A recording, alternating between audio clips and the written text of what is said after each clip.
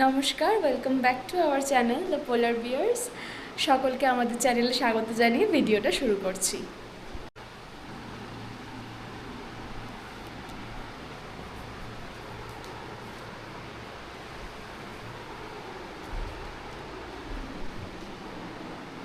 Good morning.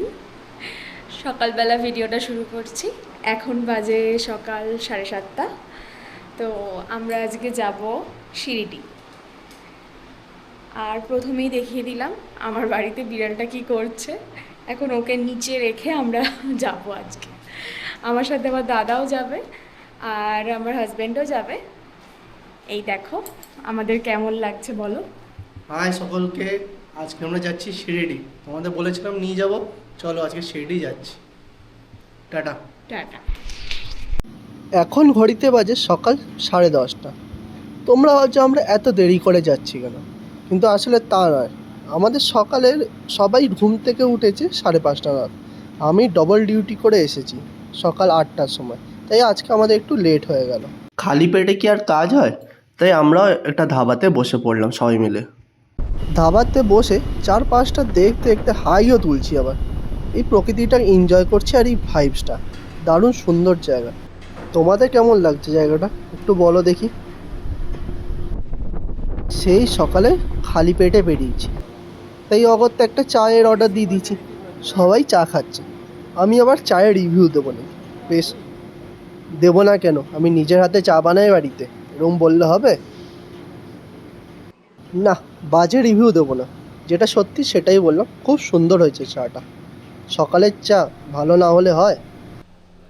এত সকালবেলায় কিছু না খেলে হয়, তাই চায়ের সঙ্গে আমরা একটু পরোটা আর চানা মশলা অর্ডার দিয়ে দিচ্ছি। এক্ষুনি চলে আসবে, তোমাদের বলবো। বলো কেমন লাগবে। আরে ভাই, তারপরে বলছি আমার খুব খিদে পেয়েছে, আমি খেয়ে তারপরে বলছি। তুমি? আমার শেষ, আমি আরও একটা খাবো। খুব সুন্দর। ভাইয়া আব্বা দাও, কেমন লাগলো? ভাইয়া তো খাতেই। রিভিউটা তোমরা নিশ্চয়ই পেয়ে গেলে। মিথ্যা কথা বলবো না, যা সত্যি তাহাই তোমাদের সঙ্গে দেখাবো। এই যে এটা হচ্ছে সেই ধাবাটা যেখানে আমরা দাঁড়িয়েছিলাম। প্রকৃতিটাও অসম্ভব সুন্দর হয়েছিল, সেটা দারুণ লাগছিল প্রকৃতি। খেয়ে দিয়ে পেট মোটা করে আমরা সবাই এবার বেরিয়ে পড়লাম। দেখো, যেটুকু খাবার বেঁচে ছিল সেটা আমরা আবার প্লাস্টিকে ভরে নিয়েছি। আমার শালাবাবু আবার সেটা খাবে বলেছে, তার পেটে অনেক খিদে। শিরডি থেকে আমার বাড়ির দূরত্ব প্রায় 4.5 ঘন্টা মতো। এই দীর্ঘ পথ গাড়িতে বসে অতিক্রম করা খুবই কষ্টদায়ক। সাথে তো আবার নাইট ডিউটি তো রয়েছে। রাত জেগে ডিউটি করা, তারপর ঘুরতে বেরোনো, সে এক কষ্টদায়ক ব্যাপার। যারা নাইট ডিউটি করে তারা নিশ্চয়ই জানে যে সেই কষ্টের গুরুত্ব।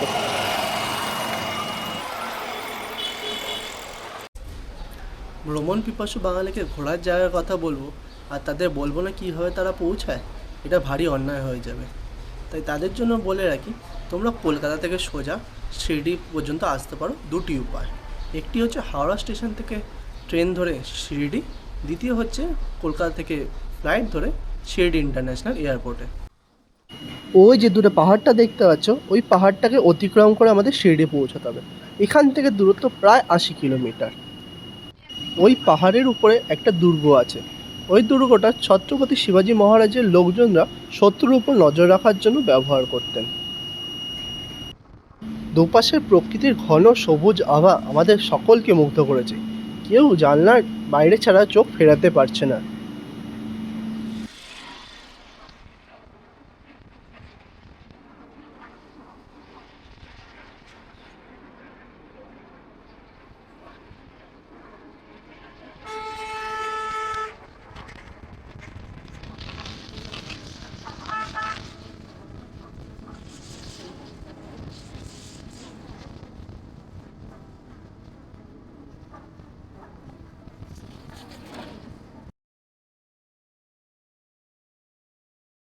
আমরা এবার অতিক্রম করব গোদাবরী নদীকে।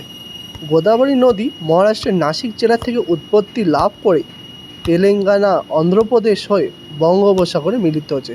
প্রায় 1465 কিলোমিটার এই নদীর দৈর্ঘ্য। আমাদের পৌঁছতে আর 10 কিলোমিটার মতো বাকি। ব্যাস জেকে সেই ভারতবর্ষের রাস্তার এক অপরূপ সৌন্দর্য। তোমরাও উপভোগ করো এই সৌন্দর্য দেখে। এরা যে কনস্ট্রাকশনের নামে কতদিন ধরে কাজ করে আর কীরকমভাবে কাজ করে তা এরাই জানে। আমি জানি শুরুতে একটু অসুবিধা, কোনো ভালো কিছু পেতে গেলে একটু অসুবিধা পেতেই হয়, কিন্তু তাই বলে এরকম রাস্তা। এখানে তো বাবা কোনো অসুবিধা নেই, তাও দেখো গাড়িটা যেন চাঁদের গর্তে পড়ে যাচ্ছে।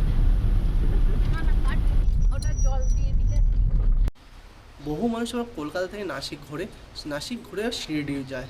তো তাদের জন্য বলে রাখি, তারা নাসিক থেকে ডাইরেক্ট বাস ধরে শিরডি পৌঁছে যাবে মাত্র 1.5 থেকে 2 ঘন্টায়। শিরডি থেকে তারা পৌঁছে হোটেলও নিতে পারো এবং সেখানে থাকা খাওয়ার সুবন্দোবস্ত রয়েছে। আর 1.5 কিলোমিটার, ব্যাস। রাস্তার দুধারে দোকানপাট দেখে বুঝতেই পারছো তোমরা। শিরডি সাই বাবার মন্দিরে আমরা ঢুকে গেছি। এই মন্দির ক্যাম্পাসটা আবার বিশাল বড়। আমরা যাব মন্দির দর্শন। তা মন্দির দর্শন করতে গাড়ি পার্কিংয়ে লাগিয়েছি, এবার সবাই মিলে হেঁটে চললাম। মন্দিরে ঢোকার 2টি গেট, 6 নম্বর আর 7 নম্বর। আমরা 7 নম্বর দিয়ে ঢুকেছি।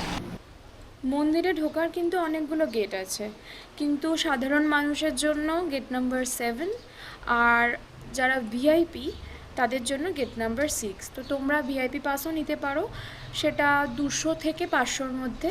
আর যারা জেনারেল দর্শন করবে তারা কিন্তু গেট নাম্বার 7 দিয়ে ঢুকবে। তবে জেনারেল টাইম যারা মানে জেনারেল দর্শন যারা করবে তারা কিন্তু হাতে বেশ সময় নিয়ে যাবে। মিনিমাম 2.5 ঘন্টা থেকে 3 ঘন্টা সময় লাগে সাই বাবা দর্শনে। তবে ভিক্টোরে অনেকটা সুবিধা আছে, তোমরা পুরো এসি লাউঞ্জের মধ্যে বসে থাকতে পারবে, কোনো কষ্ট হবে না, এবং গরমের মধ্যে লাইন দিতে হবে না, মাথায় রোদ লাগবে না, এগুলোর কিন্তু সুব্যবস্থা আছে। তাই 2.5 থেকে 3 ঘন্টা হাতে সময় নিয়েই কিন্তু দর্শনের জন্য আসল মন্দিরটা রয়েছে ডান দিকে, কিন্তু আমরা যাব বাঁ দিকে, কারণ এখান দিয়েই মন্দিরের প্রবেশ পথ। সেখান দিয়ে এঁকে বেঁকে আমরা যাব আসল মন্দির দর্শনে। সবাই মিলে মন খুশি নিয়ে চললাম মন্দির দর্শনে।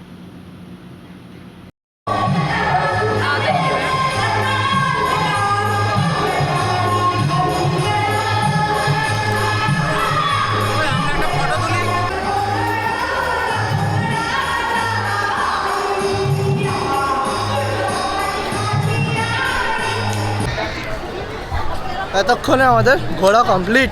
একদম।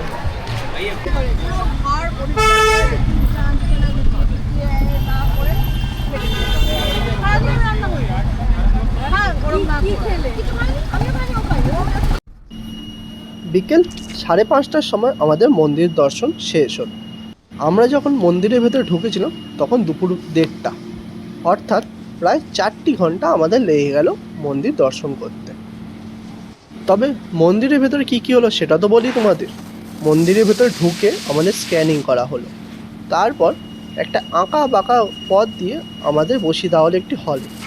হলে দীর্ঘ 2-2.5 ঘন্টা অপেক্ষার পর আমরা দেখতে পেলাম মন্দিরের জায়গা। মন্দিরটা অপূর্ব সুন্দর, পরিষ্কার পরিচ্ছন্ন এবং মন ভরে যাবে।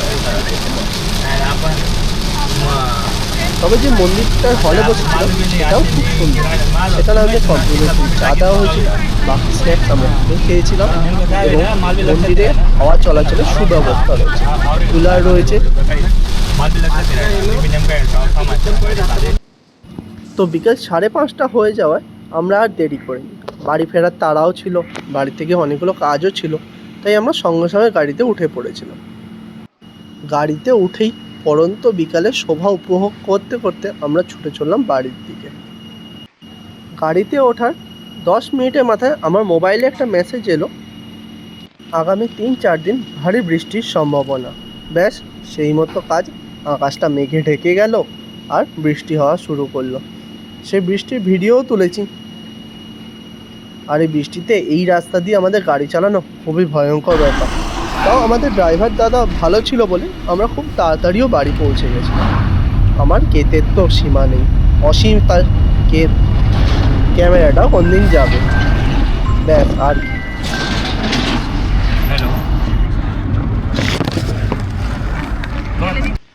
আমার সাথে তোমরাও উপভোগ করো প্রকৃতিটা।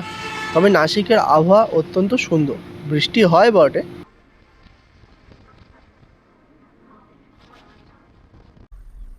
ওই যে দূরে পাহাড়টা দেখতে পাচ্ছ, ওটা থামস আপ পাহাড়। তোমরা যারা হাওড়া থেকে মুম্বাই যাতায়াত করো তারা ট্রেনে বসে ওই পাহাড়টি দেখে থাকবে নিশ্চয়ই। এটা আবার থামস আপ পাহাড় নয়, কিন্তু এটা একটু টেরা বেঁকা পাহাড় আর কি। कल परसों से कॉल आ रहा था, लेकिन वो तुम्हारा ट्रू कॉल का नाम है ना, एयरटेल वार्निंग का कुछ आता है उससे तो वो সিঁড়িটি ঢুকেই কিন্তু আমাদের মোবাইল ক্যামেরা সব কিছু জমা দিয়ে দিতে হচ্ছিল, তাই ভিতরের কোনো ক্লিপিংস সেরকম নিতে পারিনি। তবে এখানে একটা স্ক্যাম আছে যেটা সম্পর্কে তোমাদের সকলকে একটু অ্যাওয়ার করে দিই। কী স্ক্যাম? সেটা হচ্ছে ওখানে ভিতরে ঢুকতে গেলে কিন্তু মোবাইল ক্যামেরা মন্দিরের অথরিটি জমা নেয়। সেটা খানিকটা ভালো, কিন্তু অনেক সময় বলে আমাদের ব্যাগ শেষ হয়ে গেছে। তো তখন তোমরা যে স্থানীয় দোকানগুলো রয়েছে সেখানে ব্যাগ, মোবাইল, ক্যামেরা এগুলো জমা দিতে আমরা যাই, কিন্তু ওরা কোনো টাকা নেয় না। টাকার বিনিময়ে ওদের থেকে মন্দিরে পুজো দেওয়ার জন্য বিভিন্ন সামগ্রী তোমরা কিনতে পারো। কিন্তু এই সামগ্রীটা যখন কিনবে তখন একটু দেখে কিনবে।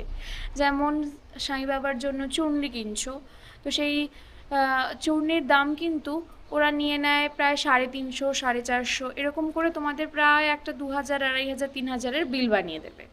তো আগেই বলে রাখলাম, যখন সেগুলো কিনবে খুব ভেবে চিন্তে কিনো এবং দামগুলো আগে জেনে কিনবে। তোমরা যারা ভাবছো দিনের আলো শেষ হচ্ছে না কেন, তাদের বলে রাখি এখন ঘড়িতে 6:30 বাজে। আমাদের বাড়ি ফিরতে আরও 2 ঘন্টা লাগবে।